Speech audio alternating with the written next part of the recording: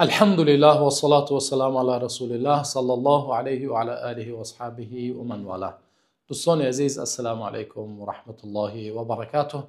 علیک شما را به برنامه سوال جواب خوش آمدید میگویم و پیش از آنی که برنامه را آغاز کنیم یک چیز را تاکید کردنی هستم که دوستان عزیز، آن سوال هایی که در کامنتاری شما می نویسید نه به هر یک آن ما با طریق برنامه جواب داده می توانیم.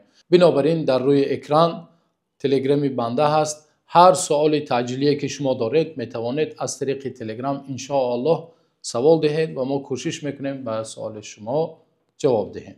خب اکنون بیایید به سوال ها شروع میکنیم. یکی از دوستان میپرسد: السلام علیکم استاد، خواهش میکنم ماه رمضان نزدیک است، یک موعظه برای زکات باشد بهتر میشود.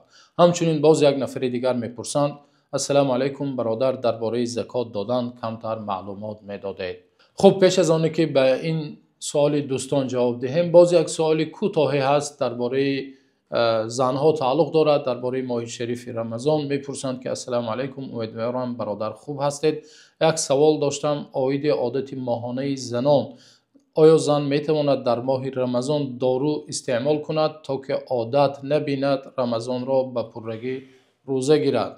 البته با در آمدن ماه شریف رمضان مبارک روزهای به شمار مانده است. دوستان عزیز، دعا کنیم که الله حق سبحانه و تعالی پیشواز گرفتن و روزه گرفتن و با طاعت و عبادت خود سپری نمودن این ماه شریف رمضان را به هر یکی ما و شما میسر بگرداند. و همچنین هم سوال هایی که تعلق به رمضان دارد و روزه دارد زیاد شده ایستادند و به این سوال برادر میگوییم که البته اهل علم اجازه دادند برای زنها استعمال کردن دارو تا اینکه عادت ماهانه اش قطع گردد، به شرطی که همون دارویی که استفاده میبرد برای زن یگان ضرر برای سلامتی اش ضرر نرساند.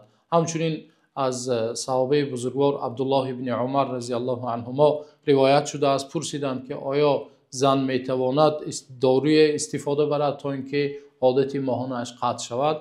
حضرت اجازه دادند، گفتند اگر برای سلامتی زن یگان ضرر نبیارد اجازت است که برایش استفاده برد تا اینکه عادت ماهانه اش را قطع کند. خوب اکنون میگذاریم به سوال اساسی دوستان عزیز، مسئله زکات.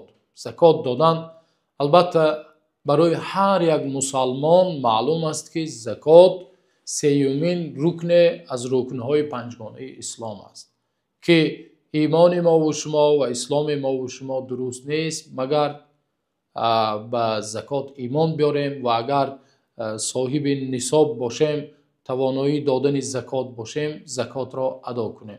و الله حق سبحانه و تعالی وقتی ما با آیه های قرآن کریم نظر میکنیم، الله حق سبحانه و تعالی هر جایی که بنده مؤمن را به نماز امر کرده است در عقیب همون زکات را ذکر کرده، به زکات، به دادن زکات الله حق سبحانه و تعالی امر نموده است. الله می فرماید و اقیموا الصلاة و آتوا الزکاه وارکعوا مع الراکعین، یعنی الله میگوید شما نماز را برپا دارید و همچنین زکات را بدهید. وارکعوا مع الراکعین، و شما همراه رکوع کنندگان، همراه نماز گزارندگان شما رکوع کنید و با جماعت چیکار کنید؟ نماز را ادا نمایید.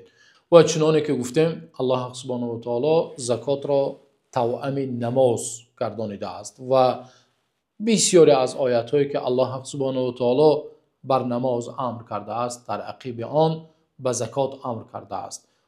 و همچنین الله حق سبحانه و تعالی در سوره توبه یک آیت آورده است که آشکار و واضح در بابت زکات الله حق سبحانه و تعالی بیان کرده است.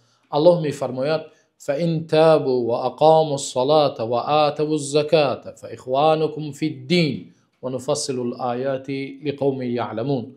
الله حق سبحانه و تعالی این آیات ها را در حق مشرکین نازل کرده است. الله میگوید اگر آنها، یعنی کی؟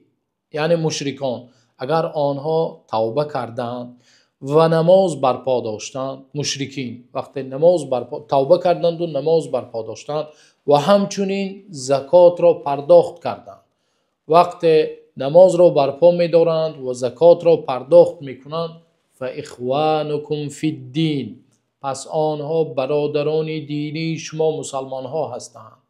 الله حق سبحانه و تعالی شرط اسلام آوردنی آنها را پس از آنه که نماز را ذکر کرد زکات را نیز همچون شرط گذاشت بین مشرکین و مسلمان ها. بنابراین ابوبکر صدیق رضی الله عنه وقتی بعد از وفات پیامبر صلی الله علیه و سلم یک طایفه از مردم گفتند ما زکات را نمیدهیم بعد از وفات پیامبر صلی الله علیه و سلم، این در تاریخ بسیار مشهور است که ابوبکر ضد آنها علیه آنها جنگ اعلان کرد و آن جنگ را در تاریخ جنگ ردت یعنی جنگ مرتدین و ابوبکر صدیق رضی الله عنه اونجا گفته بودند که والله لاقاتلن من فرق بین الصلاة و الزکات. گفتند قسم به نام الله بزرگ که اگر کسی بین نماز و زکات را جدا کرد من ضد او جنگ اعلام میکنم. و همچنین احادیث صحیح زیاد است در مورد زکات. پیامبر صلی الله علیه و سلم در همان حدیث مشهوری که از عبدالله ابن عمر رضی الله عنهما روایت شده است پیامبر میفرمایند بنی الاسلام علی خمس، اسلام بر 5 چیز بنا شده است: شهادت ان لا اله الا الله و ان محمدا رسول الله و اقام الصلاه و ایتاء الزکاه و صوم رمضان و حج البیت. یعنی شهادت لا اله الا الله، شهادت دادن، گواهی دادن به این که به جز الله معبودی بر حق به جز الله نیست دیگر ذات و همچنین پیامبر صلی الله علیه و سلم فرستاده اوست و برپا نمودن نماز و همچنین ادای زکات، پرداختن زکات. این رکن سیوم اسلام است چنانکه که پیامبر صلی الله علیه و سلم فرمودند و همچنین روزه گرفتن رمضان و برای نفری که قادر و توانا است حج زیارت خانه الله کعبه الله است. خب دوستان عزیز، در تفصیلات زکات و نصاب زکات و از کدام مال چقدر میدهد و با کی میدهد صحبت را دراز نمی کنیم. این صحبت ها و این موضوع ها در شبکه نجم هست. استادان در بابت زکات، استاد ابراهیم در بابت زکات خاصتا خیلی نوارهای زیاد دارند. شما می توانید از شبکه نجم آن را دیده به تفصیل از هر یک مال چقدر داده می شود شما آن را بفهمید. ولی اینجا یک سوال به میان می بیاید که آیا دادن زکات در رمضان شرط است؟ یا بسیاری مردم گمان میکنند که زکات فقط در ماه شریف رمضان داده می شود. دوستان عزیز، وقتی انسان صاحب نصاب می شود در کدام ماه وقتی 1 سال می گذرد از صاحب نصاب شدنش، این را حولان الحول میگویند، گذشتن 1 سال. پس از گذشتن 1 سال کدام ماه که باشد از همان ماه تأخیر نکرده انسان باید پرداخت زکات کند، نوابسته از کدام ماه بودنش. ماه رمضان است، ماه شعبان است، دیگر ماه است. هر ماهی که بالای آن زکات دادن فرض گردید بالای همان نفر باید در همان ماه بدون تأخیر نکرده باید زکاتش را چیکار کند؟ پرداخت کند. ولی گاه می شود که انسان می خواهد در ماه شریف رمضان زکاتش را پرداخت کند، می شود که زکات سال آینده اش را در همین ماه شریف رمضان پرداخت کند.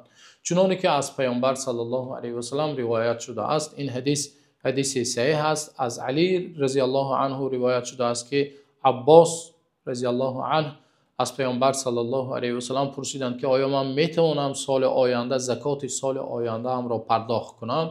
پیامبر صلی الله علیه و سلم برایشان اجازت دادند و از عباس زکات 2 سالانه را گرفتند. ولی ما به یک نکته اهمیت دهیم که اگر تمام مسلمان ها در ماه شریف رمضان زکات را پرداخت کنند، در باقی مانده ماه ها کمبغل ها و نیازمند ها محتاج خیرات و صدقات و زکات ما و شما می شوند.